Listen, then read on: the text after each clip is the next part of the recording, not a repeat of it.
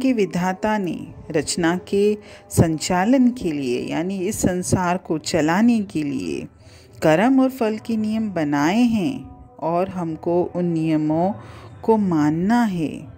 इसलिए सुख और दुख में बिना मन के डोले हर हालत में हमको परमात्मा के नाम से लिव जोड़ कर रखनी है। अगर हम ये कहें कि गर्मी ना आए तो भी गर्मी को तो आना ही है, अगर हम ये कहें सर्दी ना आए तो भी सर्दी को तो आना ही है, पर इनके प्रभाव से हम बचने के उपाय ज़रूर कर सकते हैं। ये हमारे हाथ में है। हम किए हुए कर्मों से पैदा होने वाले सुख दुख को टाल नहीं सकते, पर अगर हमने अपनी लिव उस परमात्मा के नाम से जोड़ी है, अगर हम उस परमात्मा से प्रेम करते हैं तो इसके प्रभाव से ज़रूर बच सकते हैं। जैसे गर्मी के समय में अगर हमको गर्मी लगती है तो हम कमरे में कूलर चला लेते हैं, और सर्दी के समय अगर हमको ठंड ज़्यादा लगती है तो हम हीटर से कमरा गर्म रख सकते हैं, यानी गर्मी और सर्दी के प्रभाव से बच सकते हैं।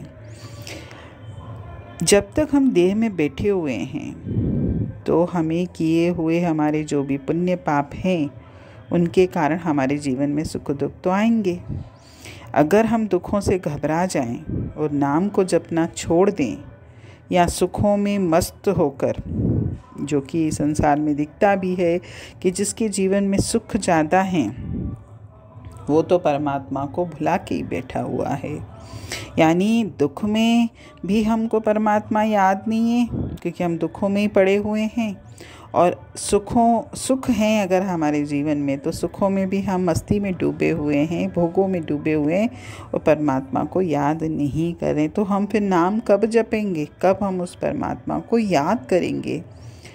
जिस हालत में भी वो परम पिता मुझे रखे, मुझे उसी हाल में रहते हुए उस परमात्मा के सच्चे नाम से जुड़ना है।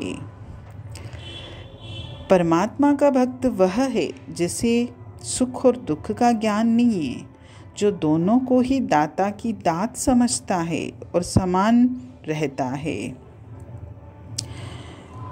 आत्मा का परमात्मा से बड़ा हितैषी कोई नहीं है।